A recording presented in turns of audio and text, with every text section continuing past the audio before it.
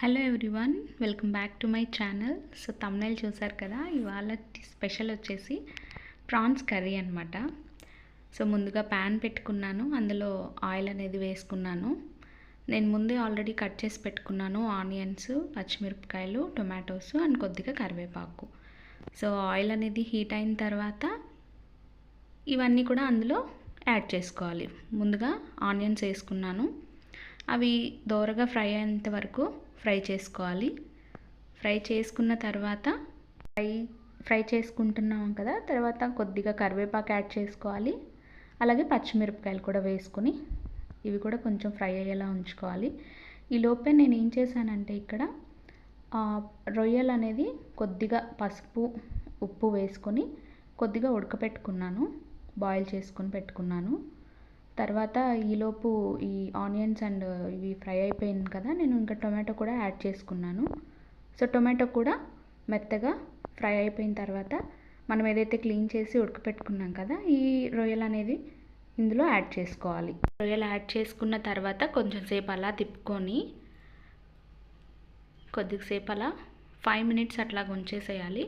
ఉంచిన తర్వాత నేను టేస్ట్కి సరిపడినంత కారం వేసుకున్నాను.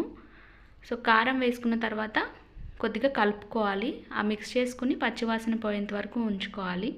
సో ఇందులో నేను మసాలా పేస్ట్ యాడ్ చేస్తున్నాను. ఇది తెలుసు కదా, అల్లం వెల్లుల్లి, కొద్దిగా కొబ్బరి, కొంచెం ధనియాలు, ఒక చెక్క, 2 లవంగాలు వేసుకుని అన్నీ కలిపి పేస్ట్ చేసేసుకున్నాను ముందుగా. సో అది ఇందులో యాడ్ చేశాను అనమాట. యాడ్ చేసి కొంచెం సేపు ఫ్రై చేసుకుని పచ్చివాసన పోయిన తర్వాత అదే బౌల్లో కొద్దిగా వాటర్ యాడ్ చేసుకొని వేసుకున్నాను. ఇక్కడే మనం సాల్ట్ అనేది కూడా చెక్ చేసుకోవాలి. సో సాల్ట్ అనేది మీరు ఒకసారి చెక్ చేసుకుని అడ్జస్ట్ చేసుకోండి.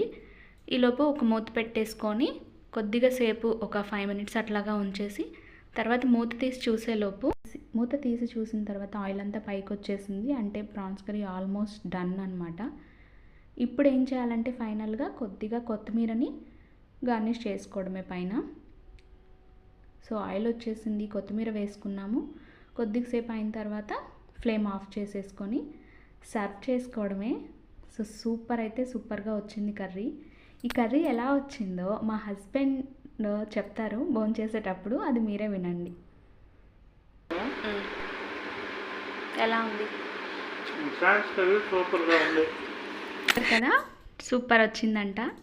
అదనమాట, మీరు కూడా ట్రై చేయండి. థ్యాంక్స్ ఫర్ వాచింగ్ అండి. ఈ వీడియో మీకు నచ్చినట్లయితే లైక్ చేయండి, షేర్ చేయండి.